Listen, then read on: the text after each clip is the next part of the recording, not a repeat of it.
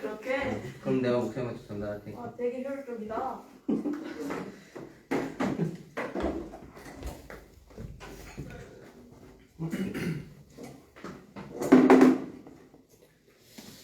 찬송가 사도신경으로 우리 신앙을 고백하겠습니다. 나는 전능하신 아버지 하나님 천지의 창조주를 믿습니다. 나는 그의 유일하신 아들 우리 주 예수 그리스도를 믿습니다. 그는 성령으로 잉태되어 동정녀 마리아에게서 나시고 본디오 빌라도에게 고난을 받아 십자가에 못 박혀 죽으시고 장사된 지 사흘 만에 죽은 자 가운데서 다시 살아나셨으며 하늘에 오르시어 전능하신 아버지 하나님 우편에 앉아 계시다가 거기로부터 살아있는 자와 죽은 자를 심판하러 오십니다. 나는 성령을 믿으며 거룩한 공교회와 성도의 교제와 죄를 용서받는 것과 몸의 부활과 영생을 믿습니다. 아멘. 찬송가 199장 나의 사랑하는 책 찬양하겠습니다.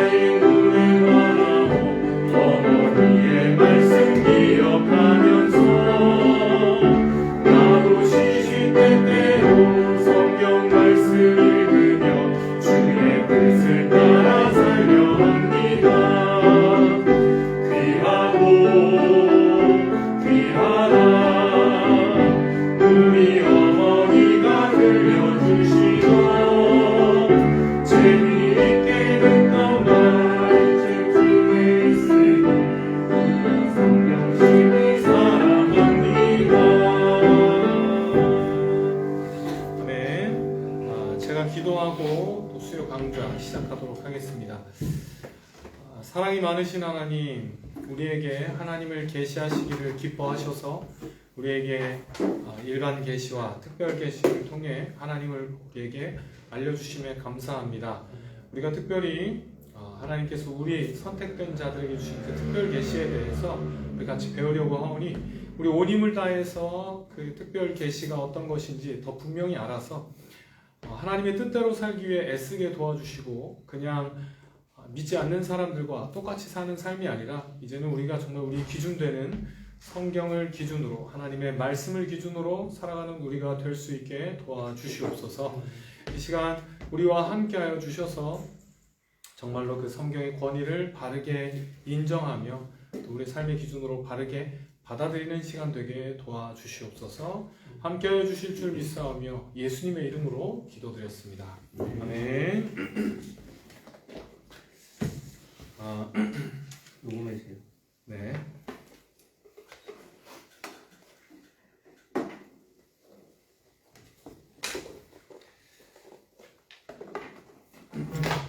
네, 오늘은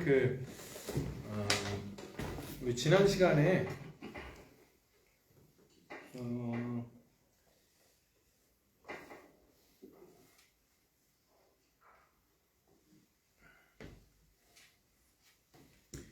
우리 지난 시간에 그 계시에 대해서 우리 같이 배웠습니다. 계시가 기본적으로 하나님께서 우리와 교제 나누시기 위해서 기본적으로 하나님이 우리에게 하나님을 알려주시기를 기뻐하시는 분이라는 게 이제 계시의 출발점입니다. 그래서 하나님이 자신을 이제 알려주시는데요. 이제 두 가지 계시에 대해서 배웠습니다. 세 가지로 나누긴 하는데 일반적으로 첫 번째는 일반 계시였습니다. 일반 계시. 그래서 여기서 일반이라는 의미는 모든 사람들에게 그래서 창조를 통해서 이미 모든 사람에게 하나님께서 계시하고 계시다라는 게 이제 일반 계시였는데요. 그 이제 중요한 내용은 뭐였냐면 인간을 둘러싸고 있는 그 모든 피조 세계를 통해서 하나님이 어떤 분이신지 그걸 계시하셨고요. 또 인간 자체를 통해서도 하나님이 하나님의 형상대로 지음받은 인간이기에 이게 하나님이다라고 해서 그 하나님을 보여주셨고요. 또 인간의 마음속에 새겨놓으신 그 양심을 통해서도 하나님이 뭘 기뻐하시고 하나님이 뭘 싫어하시는지를 이제 계시하셨습니다. 그 일반 계시고요. 그러나 또한 특별 계시가 있다고 우리 같이 배웠는데요. 특별 계시는 이제 하나님께서 그 말씀을 통해서 하나님이 특별히 선택하신 하나님의 백성들에게 이 일반 계시 어떤 자연적인 우리 어떤 그 인간의 자연적인 본능으로 본성으로 뭐 지성이나 우리가 최선을 다해 뭐 자연을 연구하나 이런 것들을 통해서는 도저히 도달할 수 없는 그런 계시를 특별하게 하나님께서 말씀을 통해서 우리에게 전달해 주신 것. 이게 특별 계시입니다. 그래서 이거는 이제 구분이 분명합니다. 특별 계시는 우리 다른 방법으로는 절대 얻을 수가 없습니다. 하나님께서 우리에게 특별하게 이제 뭐 그때 그 뭐 초자연적 계시 여러 가지들을 했었어요. 특별 계시에 뭐가 있었냐면 뭐 그 직접 현현 구약에서는 직접 나타나시거나 또는 꿈이나 묵시 또 뭐 지금도 섭리를 통한 계시나 뭐 성육신을 통한 계시 그리고 언어를 통한 계시 이렇게 여러 가지 특별 계시가 있는데요. 이거는 우리가 어떤 방식으로도 자연적으로는 얻을 수 없는 하나님께서 적극적으로 우리에게 계시하셨기 때문에 우리가 이 하나님이 주시는 지식들에 대해서 알게 될 수 있습니다. 특별 계시의 이제 가장 중요한 것은 그 중에도 이제 언어로 된 성경입니다. 성경에 대해서 그래서 오늘은 이 성경에 대해서 좀 자세히 한번 배워보도록 하겠습니다. 우리는 성경은 분명 일반 책과 다르죠. 성경은 일반 책과 다르고 우리는 성경을 하나님의 말씀이라고 합니다. 분명히 사람이 기록했는데 우리 어떻게 하나님의 말씀이라고 할 수 있을까요? 그 부분이 이제 오늘의 중요한 내용입니다. 분명히 사람이 기록했는데 이걸 왜 우리는 하나님의 말씀이라고 하며 이 성경을 그렇게 귀하게 여길까요?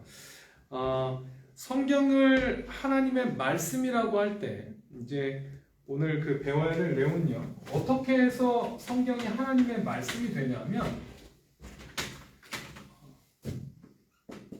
영감을 통해서입니다. 영감. 오늘은 이제 영감에 대해서 성경의 영감에 대해서 특별히 이제 배울 건데요. 뭐 예를 들면 이겁니다.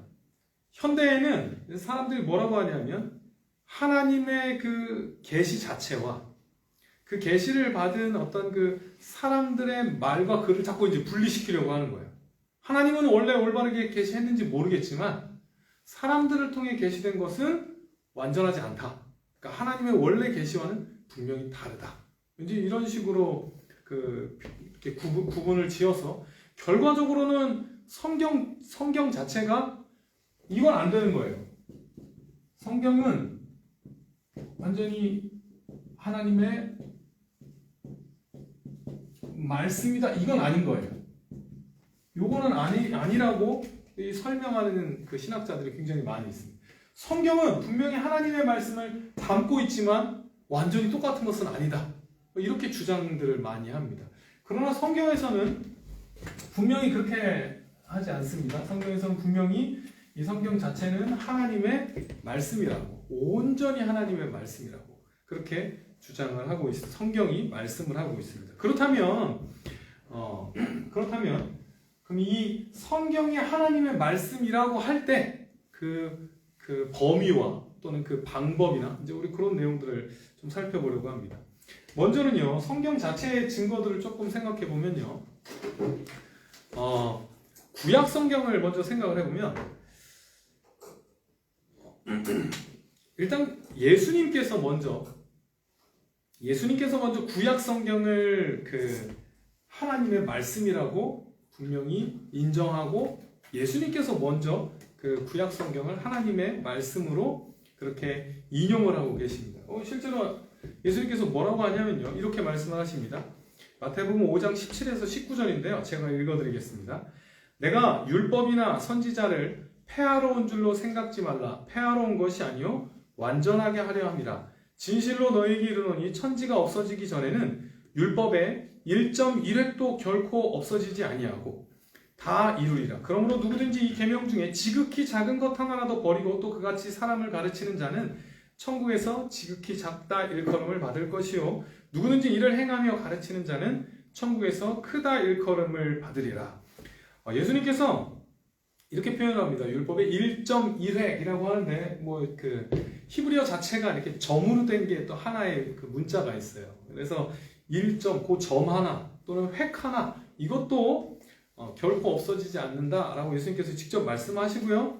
또 그 예수님께서 아예 모세의 율법을 뭐라고 하냐면요, 모세의 율법을 하나님의 말씀이라고 예수님께서 직접 부르고 계시고요. 실제로 누가복음 24장 25절에서 그 엠마오로 가는 도상에서 두 제자들에게 뭐라고 하시냐면, 야, 선지자들이 말한 그 모든 것을 왜 믿지 못하냐라고 그 구약 성경의 권위 자체를 예수님께서 분명히 인정하고 있습니다. 왜 구약 성경에 예언되어 있는 내용들을 니네가 믿지 않느냐라고 하면서요. 그 다음에 뭐라고 하시냐면 모든 성경, 구약의 율법서와 선지서들 다 합친 그 모든 성경 안에서 예수 그리스도에 대해서 이야기하고 있는 것들을 이 제자들에게 가르치십니다. 그 얘기는 예수님께서 이미 구약 성경의 권위를 분명하게 인정하고 있고요. 구약 성경이 하나님의 말씀이라고 분명히 가르치고 계신 것입니다. 그래서 우리도 마찬가지입니다. 성경을 읽을 때 구약 성경 빼놓고 읽으시면 절대 안 됩니다. 이게 레위기 같은 거 읽기 어렵죠. 그러나 모든 성경이 그리스도를 가르치고 있고 모든 성경이 하나님의 감동으로 되었기 때문에 우리 구약 성경도 지루하다고 스킵하는 것이 아니라 우리 구약 성경도 하나님의 말씀으로 인정하면서 하나님의 음성으로 들으려고 우리 분명히 노력하셔야 한다는 것입니다.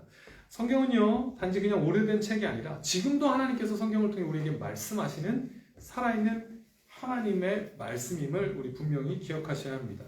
신약 성경은 더 분명합니다. 베드로서 3장 2절을 보면요, 선지자들이 예언한 말씀과 그냥 넘어가겠습니다. 선지자들이 예언한 말씀과 사도들을 통해 전해진 말씀 이렇게 이제 표현을 합니다. 그러니까 구약 성경의 선지자들을 통해 예언한 말씀과 이 베드로후서가 기록될 당시에 베드로가 제자들이 살아있을 당시인데요. 그들이 쓴 글을 뭐라고 표현하고 있냐면 사도들을 통해 전해진 말씀을 동일하게 그냥 같은 선상에 놓고 같이 취급을 하는 겁니다. 이게 그 당시 사람이라면 되게 놀라운 일이에요. 우리 함께 살아가고 있는 어떤 그 사도들이긴 하지만 있는데 그 사람의 글을 놀랍게도 구약 성경의 선지자의 예언서와 동급으로 취급을 하고 있는 겁니다. 실제로 그래서 이 사도들은 그냥 글을 쓰고 그냥 편지를 쓴 것이 아니라 아예 뭐라고 하냐면요, 고린도전서 14장 37절에서 사도 바울이 뭐라고 하냐면요, 내가 너희에게 편지하는 이 글이 주의 명령인 줄로 알라, 이렇게 분명한 의식을 가지고 글을 썼다는 겁니다. 성령의 감동을 받아서 진짜로 그 글 자체가 지금 사도들이 글을 쓰지만 이거 하나님의 명령이다라는 의식을 분명히 가지고 있었다는 겁니다. 뭐 심지어 그 요한계시록에서는 아예 그렇게 돼 있죠. 이 두루마리의 예언의 말씀에 뭔가 더하거나 제하면 생명나무와 거룩한 성에 참여함을 제하력을 버릴 거다. 이렇게 아예 그 요한계시록 자체를 그렇게 하나도 뺄 수 없는, 아까 그 예수님께서 말씀하신 것처럼 진짜로 1.1획도 어떻게 뺄 수 없는 그런 말씀과 동일하게 이렇게 의식하고 글을 쓰고 있었다는 겁니다. 그러니까 우리 분명히 제자들이 뭐 이후에 나중에 성경이 된 게 아니라 제자들은 이미 글을 쓰고 있을 때부터 이것이 하나님의 말씀임을 분명히 의식하고 있었다는 것입니다.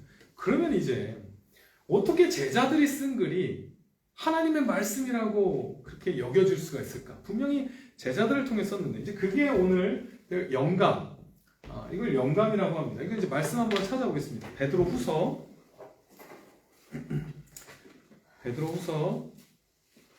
1장 21절입니다.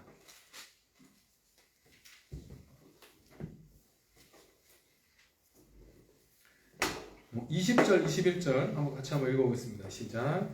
먼저 알 것은 성경의 모든 예언은 사사로 이끌 것이 아니니 예언은 언제든지 사람의 뜻으로 낸 것이 아니요 오직 성령의 감동하심을 받은 사람들이 하나님께 받아 말한 것입니다. 베드로가 이렇게 표현을 하고 있습니다. 성경의 모든 예언은 이렇게 마음대로 풀 수가 있는 게 아니에요. 주관적으로 그냥 막 풀 수 있는 게 아니다. 예언은 언제든지 사람의 뜻으로 낸 게 아니라 사람의 어떤 생각과 사람의 결정으로 낸 게 아니라 오직 성령의 감동하심을 받은 사람들이 하나님께 받아서 말한 거다. 이제 이렇게 좀 복잡하게 표현을 하는데요. 여기서 성령의 감동하심을 받다라는 그 구절이 바로 그 영감이라고 이제 표현을 한 단어인데요. 이 단어는 그 성령의 감동하심을 받다라는 이 단어는 문자 그대로의 뜻은 이겁니다. 하나님이 숨을 쉬신 또는 하나님이 숨을 내쉬어 만드신 뭐 이런 뜻을 가지고 있는 겁니다. 그러니까 우리 영감이라고 할 때 우리 막 영감 받았다 뭐 이렇게 하는데요. 그 영감이라고 할 때 성경의 특히 영감, 성경의 영감을 말할 때는 이런 거 아닙니다. 뭔가 다 이미 만들어져 있는 거에다 거기다 숨을 불어 넣으시는 이런 느낌이 아닙니다. 그냥 이렇게 원래는 생기가 없던 것들을 이렇게 숨을 불어 넣었더니 이제 뭔가 이렇게 살아나는 것 같다. 이런 느낌이 아니라 문자 그대로 하나님이 이거는 이렇게 말을 할 때 우리가 숨을 이렇게 내쉬어서 말이 시작되듯이 그렇지 하나님이 시작하셔서 만들어낸 것이 말씀이라는 그 의미가 성령의 감동입니다. 하나님이 저자임을 분명히 밝히고 있는 거예요. 사람을 통해서 전달됐지만 그거는 하나님이 숨을 내쉬어서 시작한 거고요. 그래서 인간 저자를 통해서 제1저자가 하나님이시고 그 제1저자의 뜻이 사람에게 전달되어서 이제 나타난 결과물들이 사실은 성경인 겁니다. 그래서 여기서 핵심은 숨을 내쉬어서 만들어냈다라는 거니까 하나님께서 만들어내셨다는 게 사실은 강조점입니다. 그래서 어떤 신학자는 아예 이렇게 표현을 하더라고요. 성령으로 감동되었다 이러면 오해 소지가 있으니까 성령으로 만들어졌다 이렇게 말하자. 뭐 이제 이렇게까지 말씀하는 그 신학자도 있습니다. 그렇듯이 어떻든 우리의 그 핵심은 하나님께서 만들어내신 진짜로 하나님이 출발하셔서 사람의 어떤 뜻이 아니라 하나님의 뜻이 온전히 그 반영된 하나님의 말씀이라는 것을 강조하고 있는 겁니다. 이거는 그냥 조명하고도 다릅니다. 우리가 성경을 읽을 때 조명을 받아서 성경을 깨닫게 되고 이거랑은 완전히 다른 겁니다. 이건 이미 있는 말씀에 우리 주관적으로 우리에게 빛을 비춰주셔서 깨닫게 되는 거 이 정도가 아니라 하나님께서 이 어떤 방식인지 성경에 나와 있지 않아요. 그 감동의 방식은 나와 있지 않지만 감동하셔서 하나님의 뜻이 온전히 기록되도록 하나님께서 만드신 글이라는 것을 지금 강조하고 있는 것입니다. 그래서 우리가 성경은 하나님께서 영감을 통해서 기록되게 그 기록물을 나오게 하나님께서 만드신 건데요. 그런데 이제 그럼 이 영감에는 또 그럼 이 방식에 하나님께서 사람을 감동시켰다라고 할 때 이제 이 구절 때문에 이제 여러 가지 그 의견들이 있는데요. 우리 거를 분명히 알기 위해서 이제 아닌 것들도 또 같이 이렇게 보면 더 쉬운데요. 영감이라고 할 때 일단은 그 영감의 방법에 있어서는 세 가지 정도로 이제 그 보통 주장을 합니다. 뭐냐면 첫 번째는 기계적 영감. 말이 어려운 것 같지만 사실 안 어렵습니다. 뭐 이거 설명은 이거 다 쓰고 일단 두 번째는 동력적 영감. 세 번째는 유기적 영감. 한번 문제를 내볼까요? 우리 개혁교회 교리에서 우리 몇 번 1번, 2번, 3번 몇 번을 우리는 받아들이는 것 같습니까? 예, 많이 들어보셨죠? 유기적 영감. 네, 3번 맞습니다. 기계적 영감은 뭐냐면 그냥 받아쓰기 했다는 겁니다. 마치 그 코란을 마호멧이 코란은 그렇게 썼다고 주장하거든요. 마호멧이 천사가 불러주는 걸 뭐 이렇게 받아 적은 건 아니지. 머릿속으로 다 외웠다가 그걸 이제 옮겨 적었다. 그 제자들을 통해서 옮겨 적었다고 하는 건데요. 다 이렇게 받아 적는 거 그대로 자기랑은 상관없어요. 그냥 저자를 통과하는 거죠. 이게 이제 기계적 영감입니다. 동력적 영감은 그 반대 극단이에요. 뭐냐면 하나님이 사람을 막 이렇게 감동을 시켜서 그 다음에는 이제 사람에게 달려 있어요. 하나님이 막 사람을 감동시켜서 막 가르쳤어요. 그러고 나서 이제 하나님이 이렇게 보고 있고 사람이 이제 자기의 글을 쓰는 거죠. 그래서 여기서는 문제는 뭐냐면 글을 쓰는 과정에서는 하나님은 이제 거기까지 영향을 미치는 건 아니에요. 그 사람에게 동력을 전달했지 이제 그 다음에는 가만히 있는 거예요. 그러면 뭐가 있을 수 있냐면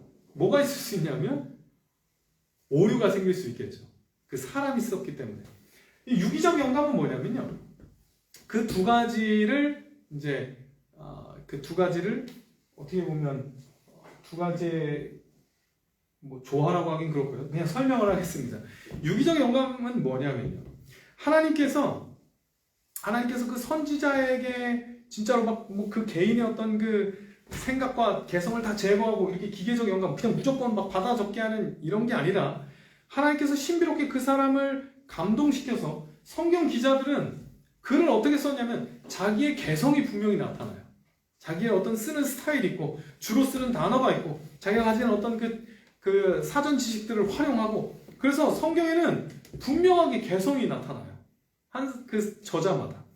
예를 들면 마가복음 경우는 막 되게 빨리 이렇게 스토리가 막 엄청 빨리 진행됩니다. 뭐 이렇게 자세히 설명하고 이러지 않아요. 막 스토리 빨빨빨 막 진행되고 요한복음 보면 우리도 이게 번역한 성경임에도 불구하고 우리도 좀 느껴지지 않습니까? 요한은 막 약간 추상적인 단어들, 그런 철학적인 단어들을 사용하면서 좀 마음도 따뜻해지고 이제 그런데 거기에 비해 이제 우리 사도 바울의 글을 보면 로마서 같은 경우는 진짜 논리적으로 거의 무슨 논문 쓰듯이 그렇게 아주 논리적으로 체계적으로 글을 쓰는 사람입니다. 그래서 실제로 히브리서 같은 경우에 예전에는 사도 바울이 썼다고 다 생각을 했어요. 사도 바울이 썼다고 생각했는데 요즘에는 이게 사도 바울이 글이 아닌 것 같다. 이제 그런 그 학자들이 그렇게 많이들 이제 이게 좀 대세가 넘어왔어요. 왜냐하면 문체가 너무 달라서 사도 바울이 쓰던 문체가 좀 달라서. 그러니까 그만큼 이게 굉장히 그 안에 그 개성이 담기는 겁니다. 그러다 보면 이 동력적 영감처럼 오류가 날 수 있는데 유기적 영감은 뭐냐면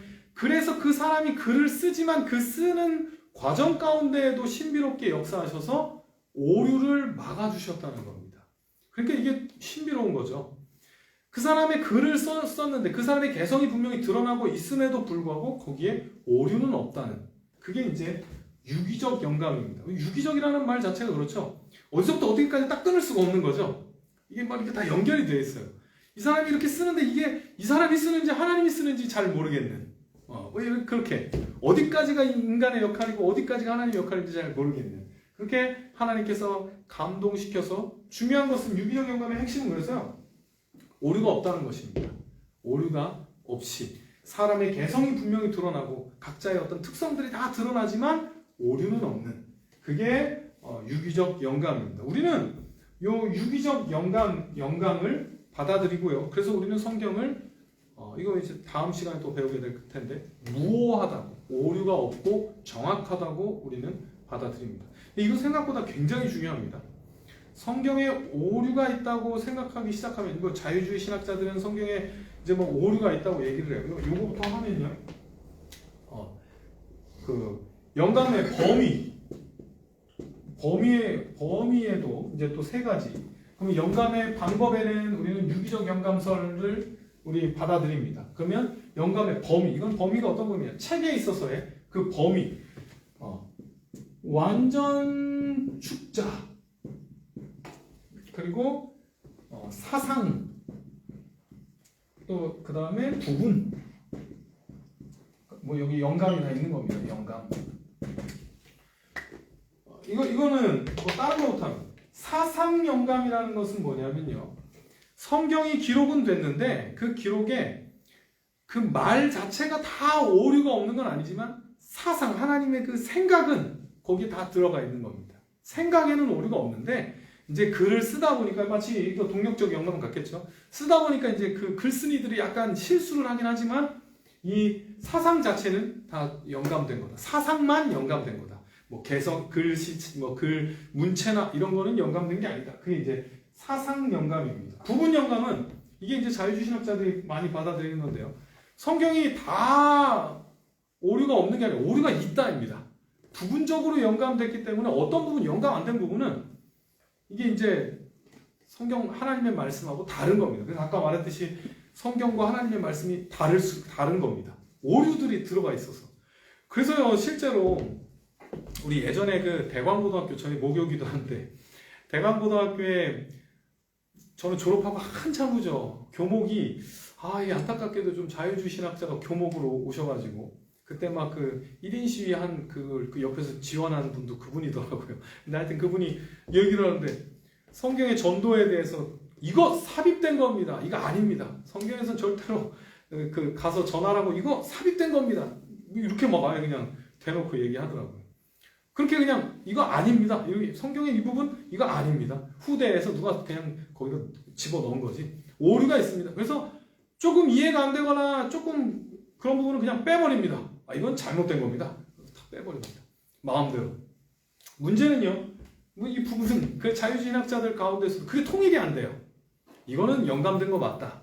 이건 영감된 거 아니다. 이게 통일이 안 돼요. 어떤 사람은 야 이건 영감 안 된 거지. 아니야 이건 영감된 거지. 봐라 이건 맞는 거 같다. 이건 아닌 것 같다. 뭐 안 되는 겁니다. 그렇게 성경의 권위를 잃어버렸어요. 유럽의 자유주의 교회들이 다 진짜로 완전히 그 교세가 다 꺾여버렸습니다. 왜냐하면 믿을 수 없는 성경을 근거로 어떻게 설교를 할 수가 있습니까? 이 권위가 사라지고 나니까 그냥 진짜로 뭐 윤리 도덕적인 그런 기독교가 돼버렸고요. 하여튼 그래서 중요합니다. 우리는 완전 축자입니다. 뭐냐면 성경의 모든 부분들이 다 영감됐다고 우리는 받아들입니다. 모든 부분들. 성경에 아까 예수님의 말씀처럼 진짜로 1.1회까지도 하나님의 그 계획과 뜻대로 그 안에 들어와 있지 않은 게 없다는 겁니다. 저는 이건 사실은요, 실제로 예수님께서도 어떻게 하시냐면요, 예수님께서 그 마태복음 5장에서 이제 그 바리새인들과 논증을 할 때 뭐라고 하시냐면 이렇게 합니다. 시편 110편 인용하면서 구약 성경을 인용하는 겁니다. 다윗이 왜 자기 후손, 앞으로 그 후손, 올 후손에게 내 주라고 불렀냐. 이 구절을 가지고 예수님께서 이제 논증을 합니다. 그냥 주가 아니라 나의 주로, 왜 하필 나의 주라고 했냐. 그럼 이상하지 않냐. 왜냐면 다윗의 후손인데 나의 주님이라고 불러. 그 사실 그 110편 1절은 아예 이렇게 되어 있습니다. 주께서 내 주께 이르시되 이렇게 되어 있어요. 그러니까 주는 하나님인데 그럼 내 주는 누구냐 이겁니다. 분명 후손인데 그걸 어떻게 내 주라고 부르냐라고 이렇게 얘기하면서 예수님이 이제 그 메시아 되심을 증명하는 장면인데요. 거기서 내가 아까 말씀드렸듯이 히브리어에서는 이게 점 하나가 거기 붙으면 그 사이에 붙으면 나의라는 뜻이 되는 겁니다. 그래서 실제로 예수님께서 이걸 증명하실 때 성경의 그 점 하나를 가지고 어떻게 보면 논증을 하는 거죠. 사도 바울도 마찬가지예요.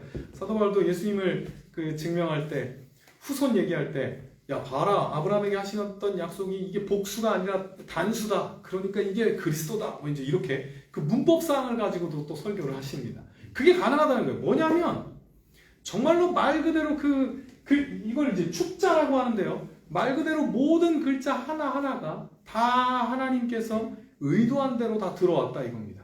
사람이 썼지만 놀랍게도 사람이 글을 썼고 사람의 어떤 개성을 사용해서 쓰셨지만 거기에는 하나님이 원하시는 글자들이 분명히 들어와 있다는 겁니다. 그 글자 하나하나, 축자, 글자 하나하나까지도 완전 모든 성경은 그렇게 하나님의 영감으로 기록되어 있다는 것이 완전 축자 영감입니다. 우리는 그렇게 사실은 모든 성경의 모든 부분들이 다 하나님의 의도대로 기록되어 오늘 우리가 이 성경을 받고 있다는 것을 우리 분명히 믿으시는 것이 우리의 어떤 그 신앙의 중요한 출발점입니다. 우리 뭐 계속 강조했습니다. 개혁파 교리의 출발점은 바로 이 성경의 유기적 영감설과 완전 축자 영감설을 받아들이는 것이 우리의 첫 번째 출발점입니다. 그래서 우리는 말씀을 가지고 씨름하는 겁니다. 우리가 때로 이해 못하는 부분이 있을지라도 우리는 언젠가는 하나님께서 뜻을 풀어주실 때 알게 될 거라고 생각하지 이건 오류야! 라고 해서 그냥 이렇게 빼버릴 수 없다는 겁니다. 우리는 성경의 어느 부분도 중요하지 않다고 말할 수 없습니다. 우리는 성경의 모든 부분들이 하나님께서 영감하신 부분이기 때문에 이 66권 전체에 대해서 우리는 아주 중요성을 가지고 우리 잘 읽으시고 하나님의 계시로 완전한 계시로 받아들이셔야 합니다. 성경은 사실은 쉽지 않은 책입니다. 그죠? 양도 양이죠. 이게 엄청난 그때 제가 뭐 말씀드렸듯이 이게 그냥 일반 책으로 하면 정말로 어마어마한 양이 될 겁니다. 근데요, 이게 또 기간이 또 워낙 옛날 책이지 않습니까? 그죠? 1600년의 기간 동안, 그러니까 그 기록된 기간이 1600년 정도 됩니다. 왜냐하면 책들이 66권이 한 시기에 다 기록된 게 아니라 1600년이라는 긴 기간 동안 이제 이렇게 기록이 된 거예요. 그동안 또 40여 명의 저자도 한 명이 아니죠. 그 방대하고 진짜로 그런 복잡한 책인데요. 그래서 이 문화의 차이와 이런 여러 가지 어려움 때문에 사실은 교회의 어떤 말씀 사역자가 부지런히 연구하고 또 그래서 충실히 연구해서 기도하고 성령의 도움을 구해서 그렇게 선포해야 합니다. 그래서 에베소서에 보면 그렇게 말씀 사역자들을 하나님의 교회를 위한 하나님의 선물이라고까지 그렇게 표현을 합니다. 그렇게 성경은 어려운 책임이 분명합니다. 그러나 또 하나 우리가 기억하셔야 할 것은요. 하나님께서 우리에게 계시하시기 원하셔서 주신 이 성경은요. 그렇게 깊은 책이지만 또한 아이들도 구원에 관한 지식들을 분명히 얻을 수 있을 만큼 명료한 책이라는 것도 우리 분명히 기억하셔야 합니다. 이거 굉장히 좋은 표현이 있어요.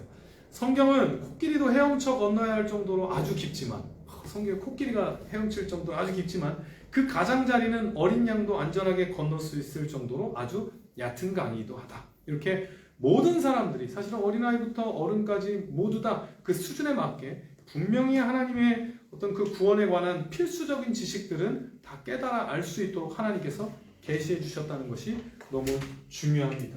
이런 성경에 대한 이것을 뭐라고 하냐면 이거는 이제 다음 시간에 더 배울 거예요. 2, 3, 4, 5, 6, 7 계속 있는데 1번만 오늘 명료성이라고 하는데 오늘 이것만 하고 마칠 건데요.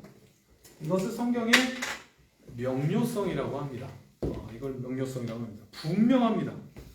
하나님께서 우리에게 알려주시고자 하는 것들이 있기 때문에 우리 수준에 맞춰서 최대한 우리 수준에 표현하셨기 때문에 물론 그 하나님의 그 깊으신 메시지들이 우리 수준의 언어로 왔기 때문에 타다 보면 너무 깊지만 또한 어린아이도 분명히 읽을 수 있을 만큼 명료하게 구원에 관한 특히 구원에 관한 그 진리는 어린아이도 받아들일 수 있어요. 성령께서 조명해 주실 때는 어린아이도 볼 수 있을 만큼 그렇게 분명한 책이다. 그래서 우리 그 명료성이라고 합니다.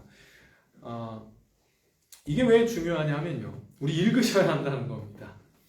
우리가 이 영감의 내용들을 진짜로 믿는다는 것은요. 하나님의 말씀으로 대하는 겁니다. 성경을 진짜 하나님의 말씀으로 우리의 태도를 통해 그렇게 대해야 합니다. 종교개혁 이전 시대에는요. 이제 활판 인쇄술이 발명되기 이전이라서 성경은 어땠냐면 굉장히 소수에게만 있었고요. 그나마도 글이 헬라어 히브리어를 뭐 일반 대중들은 당연히 모르죠. 헬라어 히브리어를 라틴어, 그 당시에 그 학자들이 쓰는 언어 라틴어로 번역을 해서 라틴어 성경은 일반 사람들은 못 읽어요. 근데 그 라틴어 성경마저도 몇 권 없었어요. 교회마다 성경이 다 있는 게 아니에요. 몇 권 없어요. 왜냐하면 그 당시에 이제 인쇄술 발달되기 전에는 양 피지, 양 가죽으로 이제 글을 쓰게 만드니까 이 방대한 양을 성경으로 만들려면 양이 대략 한 200에서 300마리 정도가 들었다고 합니다.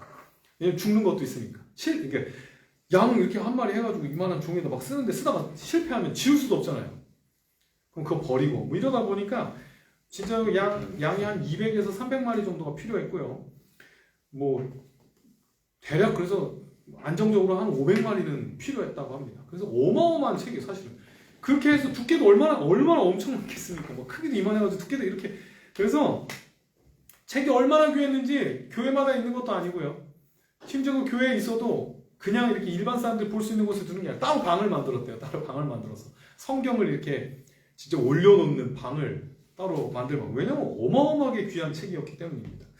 이건 뭐 부담스러워서 그 읽을 수나 있겠습니까? 그래서 설교하는 이 그 사제들도 성경을 잘 못 읽어본 거예요. 그래서 그냥 어디서 이렇게 주워 들은 거로 설교하고 그래서 그 당시에 이제 되게 황당한 설교 하나가 있었는데 뭐냐면 이런 게 되게 그 아주 그 일반적인 설교였는데요. 내용이 뭐였냐면 그냥 재미로 제가 하나 들려드립니다. 사마리아 그 여관 선한 사마리아인 비유 아시죠? 그때 사마리아인이 이제 그 강도 만난 자를 그 여관에다 맡기거든요. 그리고 동전 2개를 이렇게 주고 갑니다. 근데 이제 그거를 그렇게 설교하는 겁니다. 이 동전 2개가 뭔지 아십니까? 이게 바로 하나님의 두 언약, 신약과 구약입니다. 뭐 이렇게 이렇게 뭐 아멘 하고 은혜를 받았겠죠. 그렇게 이제 막 설교를 그만큼 그 성경을 읽지를 못하니까 그냥 이렇게 아주 단편적인 것들만으로 설교해야 되는 그런 시대였다는 겁니다. 그런데 그래서 종교개혁자들은 결국에는 뭐 했냐면 성경을 일반 사람들에게 돌려준 운동이었습니다. 마침 그때 인쇄술도 이제 그때 막 발견되고 그래서 이 책을 종교개혁자들이 한 아주 중요한 일들은 번역한 겁니다. 일반 사람들이 읽는 그 당시 쉬운 독일어로 그렇게 번역한 겁니다. 그 일들을 이제 종교개혁자들이 했는데요. 이 카톨릭 그 당시 로마 카톨릭에서는 그 번역하는 게 불법이었어요. 그 사람들 막 잡아들이고 그 번역한 거 막 불태우고 왜냐하면 일반 그냥 이 무식한 사람들이 성경 읽으면 이게 오히려 해를 끼친다. 그래서 막 그거 다 불태우고 잡아들이고 그래서 아주 박식한 그 박사들만 성경을 봐야 된다. 뭐 이렇게 주장을 해서 막 이제 그런 싸움이 있었는데 종교개혁자들은 결국 그래서 성경을 돌려줬고요. 예배의 중심에 설교가 있게 된 겁니다. 그 전까지만 해도 의식이 훨씬 더 중요했어요. 의식. 근데 이제는 그 의식들보다도 더 중요한 말씀을 선포하는 시간을 지금도 우리 보시면 우리 주보 순서를 보시면 그 중심에 제일 중요해 보이는 거기에 이렇게 빈칸 이만큼 해가지고 딱 있는 부분이 설교죠. 이거 딱 이만큼 제일 중요한 부분이고 시간 어떻습니까? 시간 안 배. 설교가 제일 중요하죠. 그렇게 종교개혁자들이 노력해서 말씀을 대중에게로 우리 이 모든 성도들에게로 돌려주려고 노력한 것입니다. 왜냐하면 하나님의 말씀이 이 성경이 하나님의 말씀임을 바르게 인정했기 때문인 것입니다. 진짜로 하나님께서 이렇게 유기적 영감과 완전 축자 영감을 통해서 우리에게 주신 이 중요한 계시이기 때문에 이거 모든 사람들이 읽어야 된다. 이거 중심이 돼야 된다. 라는 그 생각으로 그렇게 열심히 한 겁니다. 그런데요,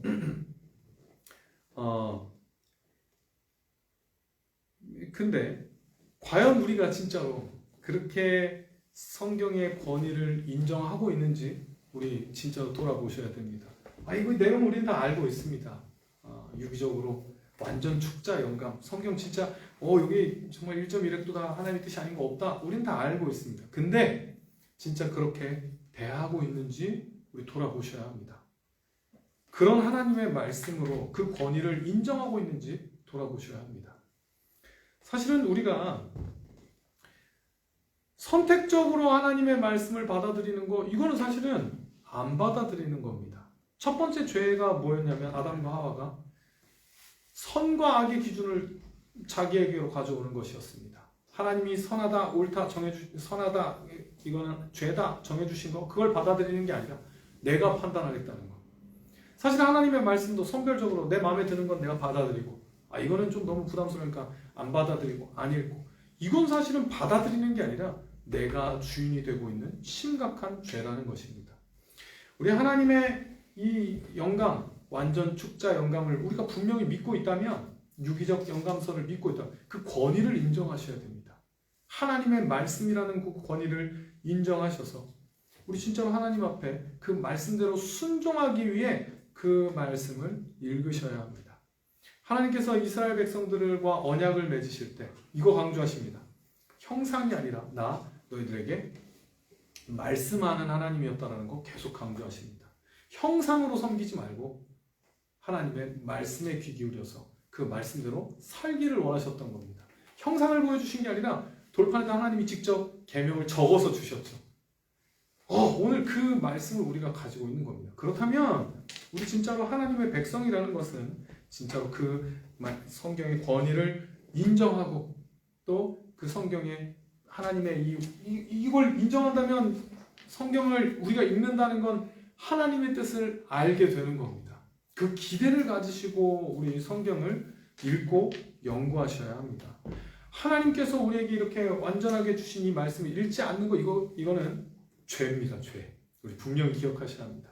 하나님께서 우리에게 명확하게 계시하신 이 내용들에 무시하는 것, 이것을 읽지 않는 것, 관심 갖지 않는 것은 그냥 좀 불성실한 게 아니라 죄라는 것을 우리 분명히 기억하셔서 우리 최선을 다해서 성경을 읽으셔야 합니다.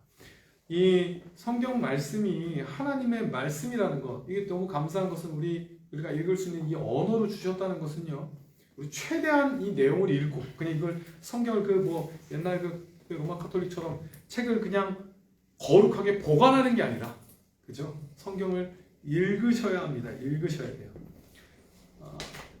제가 이제 그 신학대학원 졸업반일 때 마지막 수업이었어요. 마지막 수업 시간에 이제 그 신약 교수님이 들어오셔서 이제 마지막 말씀을 하시는데 어떤 말씀을 해주셨냐면, 여러분 성경을 찢어가지고 이 주머니에 넣고 다니라고 그 말씀을 하셨어요. 성경을 찢으라고. 그러면서 뭐라고 하셨냐면요, 진짜 훼손은 성경을 찢는 게 훼손이 아니라 성경을 읽지 않는 게 하나님의 말씀을 훼손하는 거라고. 그래서 찢어도 좋으니까, 요즘 성경 많으니까 찢어서 꼭 어디에서나 읽는 목회자가 되라고 그렇게 마지막 말씀을 하셨는데요. 우리 진짜로 성경은 간직하려고 어떤 부적같이 읽는 게 아닙니다. 읽으라고 주신 책이기 때문에 우리 최선을 다해서 읽으셔야 되고요. 이 옛 어휘가 좀 어렵다고 하신다면 이건 내용이 중요하기 때문에 여러 가지 번역본들을 활용하셔서 좀 쉬운, 요즘에 그 번역본들 쉬운 성경도 있고요. 또 제가 개인적으로는 새 번역을 좀 이렇게 추천을 하는데, 그런 여러 가지 좀 쉬운 번역본의 성경책도 있으니까 중요한 건 읽는 겁니다. 읽어서 그 내용들을 분명히 알고 그 하나님의 말씀대로 살기 위해서 우리 최선을 다해서 성경을 읽으셔야 합니다. 어떻든 이런 쉬운 번역본을 구하셔서라도 우리 진짜로 이거 알면 뭐합니까? 그죠? 유기적으로 영감돼서 이 완전 축자, 이 모든 게 다 하나님의 말씀이다. 근데 그거 하나님의 말씀을 모르고 읽지 않는다면 이거야말로 진짜 이걸 인정하는데도 안 읽는다면 이거 더 큰 죄죠. 그죠? 부분적 영감, 이거 부분만이다. 그러면 우리 부분만 읽어도 좀 용서받을 수 있겠지만 우리는 완전 축자 영감을 믿는 사람들로서 이거 안 읽으면 사실 이거는 범죄입니다. 우리 진짜로 하나님의 말씀을 훼손하시지 마시고 우리 이 영감서를 믿는 사람들답게, 우리 개혁파 교리를 믿는 사람답게 우리 성경에 중점을 두셔서 말씀을 하나님의 말씀으로 최선을 다해서 읽으셔서 정말로 거기에 그 많은 유익들, 우리 이제 다음 시간에 성경의 유익들에 대해서 좀 배울 건데요. 그 유익들을 풍성하게 누리시는 성도님들 되셨으면 좋겠습니다. 기도하겠습니다. 이 시간에 우리 같이 한번 통성으로 우리 같이 한번 기도하겠습니다.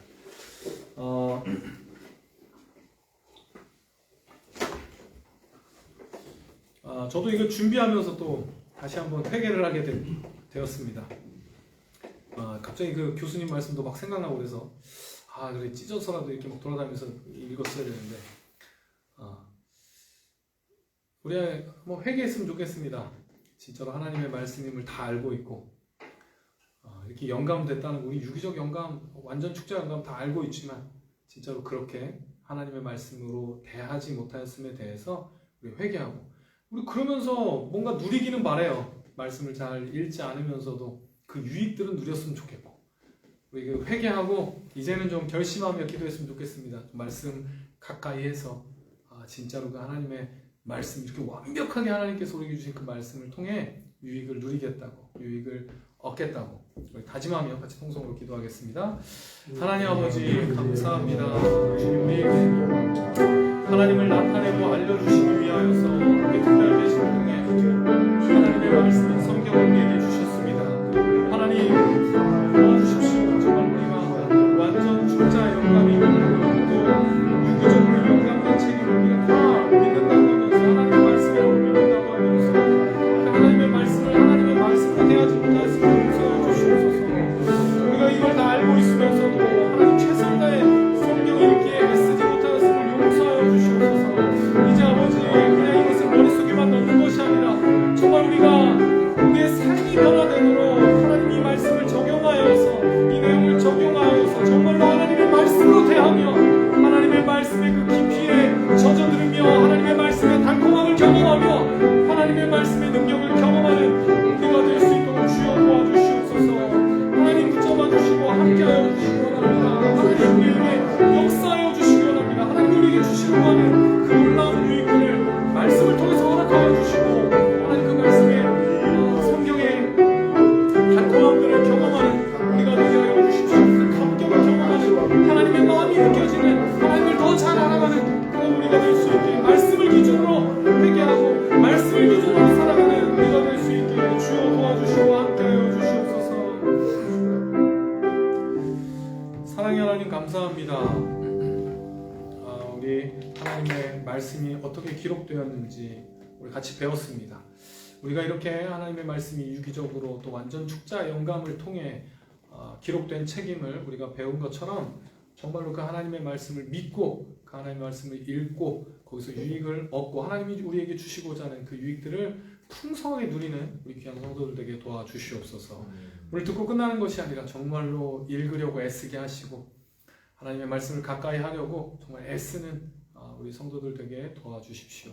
함께해 주실 줄 믿사오며 예수님의 이름으로 기도드렸습니다. 아멘. 주님께서 가르쳐 주신 기도로 수요 강좌 마치겠습니다. 하늘에 계신 우리 아버지, 아버지의 이름을 거룩하게 하시며 아버지의 나라가 오게 하시며 아버지의 뜻이 하늘에서와 같이 땅에서도 이루어지게 하소서. 오늘 우리에게 일용할 양식을 주시고 우리가 우리에게 잘못한 사람을 용서하여 준 것 같이 우리 죄를 용서하여 주시고 우리를 시험에 빠지지 않게 하시고 악에서 구하소서. 나라와 권능과 영광이 영원히 아버지의 것입니다. 아멘.